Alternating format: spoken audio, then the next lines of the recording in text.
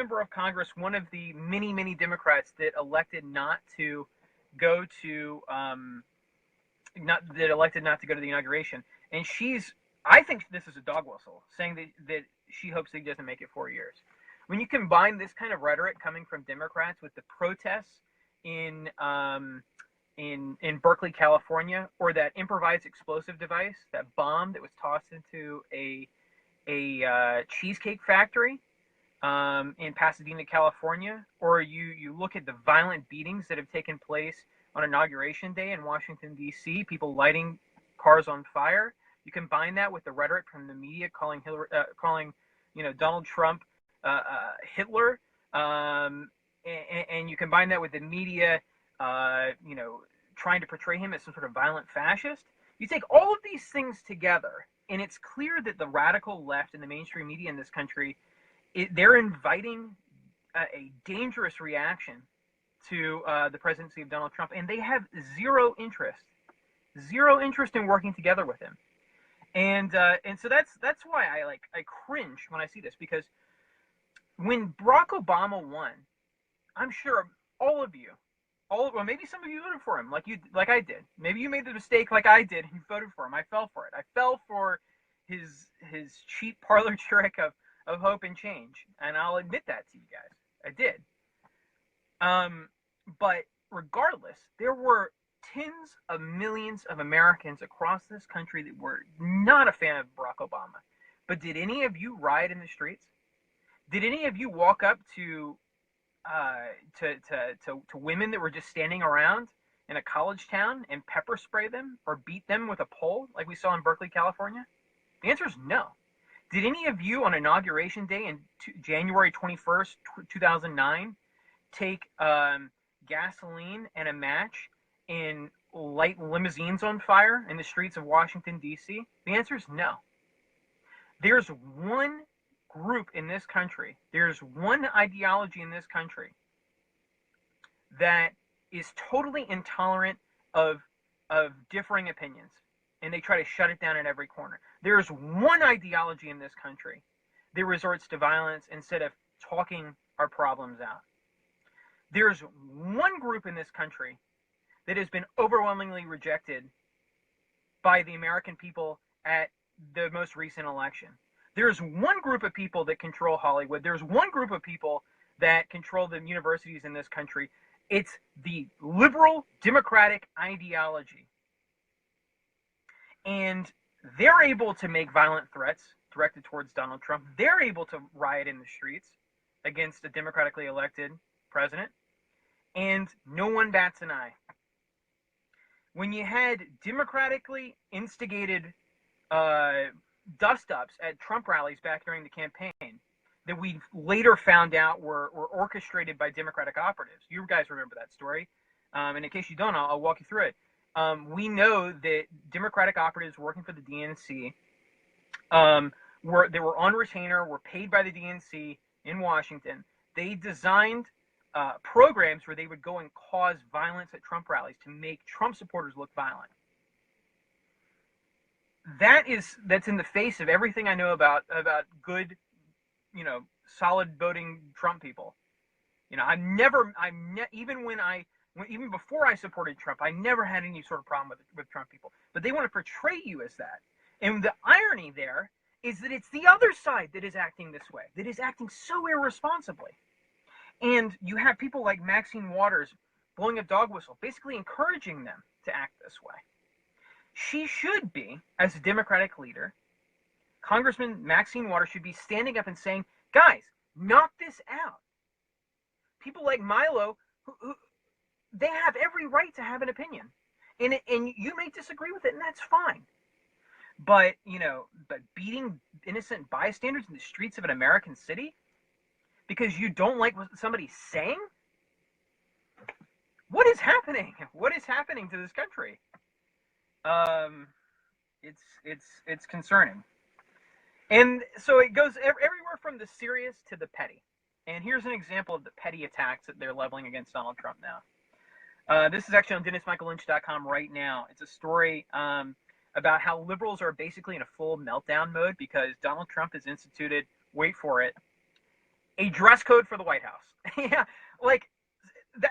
I'm surprised that he even had to do that. I mean, it should just be a given that if you're going into the White House to do work on behalf of the American people, it is an enormous honor. You should look presentable. And all he's doing is saying, yeah, okay, if you're gonna come work here, if you're gonna work for me, you're gonna wear, a nice jacket and suit and tie. You're gonna wear a dress. You're gonna look presentable. As anybody, if you work in an office, your employer probably has the same rules. And liberals are in a panic over this. They're saying that it's sexist for him to tell women what to wear. I mean, he just can't win. He can't win. He's doing. Of course, there's this expectation. Of course, there's this expectation that you look presentable, and I think that he has every right to do it. So, Donald, I know you're not going to listen to it, but just throw that stuff to the wayside. If you guys are interested, though, it's a whole article about this. It's on DennisMichaelLynch.com. It's called "Liberals in Meltdown Over White House Dress Code Rumor." And it was after a liberal media site called Axios, which is from the founders of Politico. They wrote Trump 101, What You Need to Know About Donald Trump. So anyway, it's just more, their attacks on him are everything from the ridiculous to the violent. So I'm trying to disregard as much of it as I can, but I'm sure, like many of you, I mean, it's just, actually, it's kind of laughable at this point. There was another one, actually, I'll tell you guys about. They're going after the Trump family now. So they're going after, they went after Melania yesterday because Melania was flying down to meet her husband at Mar-a-Lago, which is, for as long as Donald Trump's the president, is going to be the winter White House. And so, for the week, he works hard. He's worked hard. He's worked really hard. He deserves, a weekend to himself. And I'm sure he's going to be working his behind off this whole time. I mean, Donald Trump doesn't take vacations. You know what I mean? He doesn't. The guy's a workaholic. It's just who he is. But if he wants to go do some work at Mar-a-Lago and hang out with his family, see his wife, see his son, more power to him. But they're attacking Donald yesterday because every time he goes to Mar-a-Lago, it costs a lot of money to fly Air Force One down there. Forgetting the fact that every other president does this. They go on, trips and stuff like that. And it costs money for the Secret Service to travel with him. And it was going to cost money to fly Melania down to Mar-a-Lago. And so, I mean, but let's put that aside because that's ridiculous. But now they're going after Eric Trump because Eric, as a son of a sitting president, is entitled to Secret Service. Because I can tell you, somebody of my stature, and I'm not a Trump, but I go on TV and I get death threats all the time. I get all kinds of crazy threats all the time. I cannot imagine what Eric Trump hears. So he should have any security. I think the American people should proudly pay for any security that the Trump family requires. And we shouldn't question it at all. And so Trump had to take a business trip down to Uruguay because he's still living his life. He doesn't work in the administration. Eric Trump's a citizen, and he's living his life, and he's running his business. And it cost $97,000 in travel for hotels and flights for all of the Secret Service, and local transportation for cars and stuff like that. Well, he can't help that. I mean, he's got to live his life without. It's not his responsibility to pay for that. Just like it wasn't, the Obama girls' responsibility to pay for their own security, or Chelsea Clinton's responsibility to pay for her own security. I think Chelsea Clinton still has Secret Service detail. I'll have to double check that, but she might still. And so, it's just going to cost what it costs. And I never heard, this one actually came from the Washington Post. This hit piece came from the Washington Post. I never once heard the Washington Post complain about the Obama, actually it was Michelle Obama and one of the girls, they took a trip and they took one of the 747s to Spain on a trip without Barack Obama. It costs millions of dollars. I never once heard the Washington Post complain about that. How about all the trips that Barack Obama took to play golf on different courses around the country? He's entitled to it. He's entitled to get away if he wants to. I never once heard the Washington Post groan about that. But they're groaning about $97,000 for a long trip that Eric Trump had to take to Uruguay. I'm sorry. I have no sympathy for that. And I'm tired. You know what? Here's the other thing. If the mainstream media keeps crying wolf, if they If every time something like this comes up, they whine and they complain, you guys are going to tune them out. You guys have heard enough of this crap, right? I mean, and it's not just you guys; it's people in the middle, people that aren't really even listening. If every time they turn on the TV and it's some outrageous claim about the Trumps, or the media is complaining about Secret Service detail for Eric Trump, people are gonna be like, "You guys are crazy," and I think that's already happening to a large extent. And so let's get back to let's get back to some serious news. As you guys know, Donald Trump said very clearly this week. He said Iran's testing ballistic missiles, and in spite of the various deals that are in place between Iran and the international community to keep their military at bay. And Donald Trump said, "Look, if you're going to violate international law and treaties that you signed, then nothing's off the table, and we will respond in kind." And he's moved aggressively with new sanctions. Some of which were already in the works under Barack Obama, but he never pulled the trigger on them. Trump's doing it, and more. And then Trump's also moving into some kinetic action. I was actually on set with CNN yesterday, and nobody seemed to know what I was talking about because they don't read DennisMichaelLynch.com, or they don't keep up with I guess foreign affairs. So I brought this up yesterday, is that we're actually moving into in Yemen. There's a rebel group that's backed by the Iranians, and they basically just run roughshod over the locals. They have acted as pirates in the water off the coast of Yemen, and they're out of control. And they're directly affiliated with the Iranians. They're funded by the Iranians, and so Trump said enough with this. They're posing a security concern because they control the waterways, and they're threatening commercial trade and shipping channels.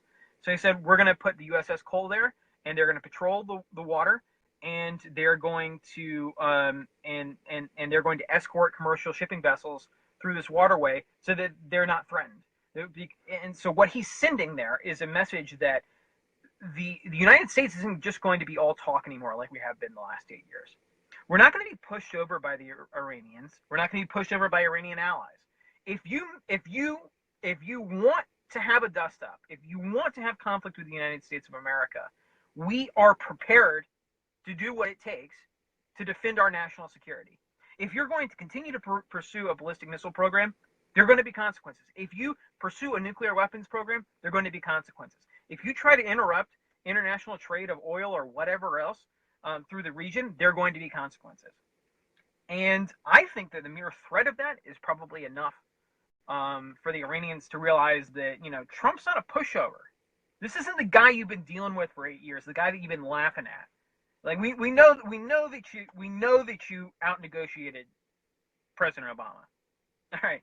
And that's not really something to be proud of, because the guy was a horrible negotiator, and he got totally railroaded in every international negotiation, from trade to foreign policy, that he tried to undertake. Look at TPP as a prime example. Thank God we're out of that.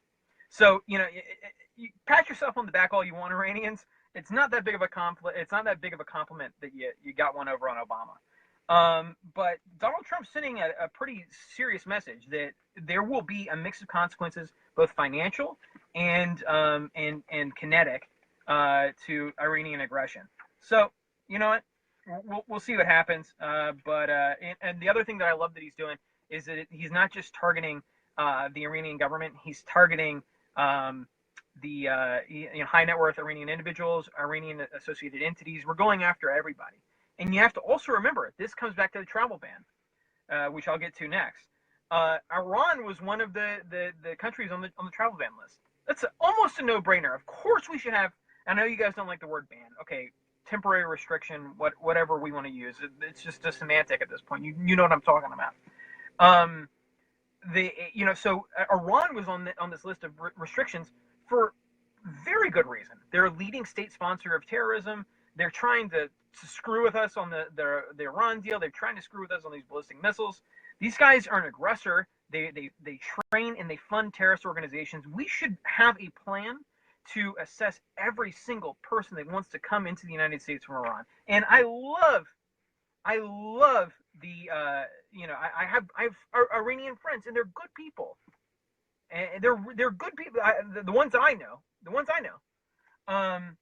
so this isn't about them, but it's about their country's leading state sponsor of terror. We can't trust the people that are coming there unless they're vetted, plain and simple. It's not about the people; it's about our safety. If we're going to put America first, this is how it is. And I'm so sick of hearing this claim that a temporary travel restriction on people from terrorist hotbeds is an un-American thing to do. It's never un-American to put America first. So we're in this flipped upside down world where the media and the left say that Trump supporters are violent, but it turns out that actually the left is violent. We're in this flipped upside down world where they putting American national security and economic interest first is un-American. It's just I wish more people could see this. This is why I couldn't caucus with the Democrats anymore, is because they've lost touch with reality to a large extent. And you guys see that every day. I mean, you know. The next thing is, I guess let's get into while we're at it, let's get into the travel restriction. As you guys know, I mean, this was put on hold last night by a judge in Washington State. And what you may not know is that the judge that put it on hold, that put the travel restriction on hold, was a Bush appointee. This guy's name is Judge James Robart, and he was appointed by President George W. Bush in 2003. And it's clear that I don't know about the judge, but the state attorney general of Washington clearly pursued this case for political reasons. He didn't do it because he thought he was protecting somebody's rights. He didn't do it because he thought he was, defending the Constitution. Please give me a break. This ruling and the case that was brought up by the attorney general, I think, are frankly pretty ridiculous because there's precedent for this. In times of conflict, when there are concerns over the safety and security of the American people, and concerns over the safety and security of the homeland, when you have terrorist attacks happening at the hands of unvetted refugees all over Europe, it's documented. You go see it. We had somebody from Egypt yesterday take a machete to the Louvre in Paris, and thank God he did it near armed security, because they put a bullet in the guy. If he had gone after civilians, who knows? If he had gone after a normal police officer over there, I mean, in the UK, I'm not sure about France, but I know for a fact in the UK, many of the police officers are not armed. They've got a billy club. You got a billy club somebody with a machete? I mean, Europe's got to wake up. I mean, they're letting anybody in. You got 1 million people that came into Germany, and you don't know who these people are. You should, I believe, and many of you may disagree with me, that's fine, but I believe that we should accept refugees. Not in unlimited quantities, but I think that we should accept some refugees. There are people that are persecuted, and I think we can help a certain number of people. We need to know who they are, and I know some of you disagree with me, but and that's okay. But I think what we agree on is that every single person that's coming into this country, if you want the privilege of living in the United States, it's not a right. If you want the privilege of living here, we have a right to know who you are. We have a right to know what you're going to contribute to the American society. We have a right to know what your intentions are. And that's what this travel restriction is about. It's about temporarily halting the travel from terrorist hotbeds while we figure out a system for vetting people. Because right now, it's amazing. Right now, we don't really have a very good one. And so this guy, the Attorney General in Washington State, this guy's name is Bob Ferguson. And this guy is just so, I mean, it's so transparent what he's trying to do. In an interview with CNN last night, he said, it's an expected win. It's fairly quick. I'm prepared for this case to go all the way to the Supreme Court. I bet he would love that. He'd love for this thing to go to the Supreme Court so that he could stand up there and be a hero for the left. It's a case of magnitude. It's a case that, frankly, I think I will win before the Supreme Court. So that would not surprise me one way or the other. So this guy's clearly going clearly going to run for governor of Washington State or Congress or Senate, and this is his moment in the limelight. The White House issued a statement calling this outrageous last night. Trump said in this statement, he said, at the earliest possible time, the Department of Justice intends to file an emergency stay of this order and will defend the executive order, which we believe is lawful and appropriate. They continued in the statement, the president's order is intended to protect the homeland, and he has the constitutional authority and responsibility to protect the American people. Imagine that. Imagine that, a president that's putting, instead of his own political expediency, because he's going to pay a little bit of a price with this with some moderates. But he's putting that aside and he's saying, I'm going to do what's the right thing for the United States. It's just like with Obamacare. If he wanted a political win, what would Donald Trump do with Obamacare? He said this. He would let it blow up. The thing's going to go. I can tell you my premiums are going to go up 50% this year. They were up last year. They were up the previous year, and when I was on Obamacare. And I know lots of people and their businesses are being run out of business because they can't afford to pay the premiums for all their employees. So Obamacare is going to blow up in the next year or two. If he was just playing politics, if he didn't care about people, Donald Trump would let it blow up in Democrats' face. But now he's saying we can't do that. We got to fix it. It's the same thing with terrorism. He could just wait for a terrorist attack. But he would never do that. He is doing what he thinks is the right thing to protect me, you, all of us, and I don't think that that's unreasonable. But ask Chuck Schumer. He's clearly happy about this. He said this ruling is victory for the Constitution and for all of us who believe this is an un-American executive order that will not make us safer. Yeah, well, explain that. How would look? No one is saying that this is going to be forever. It's temporary. So you can't just make these statements and not substantiate them. It's something that I think the Democrats would be wise to start, expanding upon. And he said President Trump should heed this ruling, and he ought to back off and repeal the executive order once and for all. Democrats just playing politics. Yeah, come on. Had enough of it.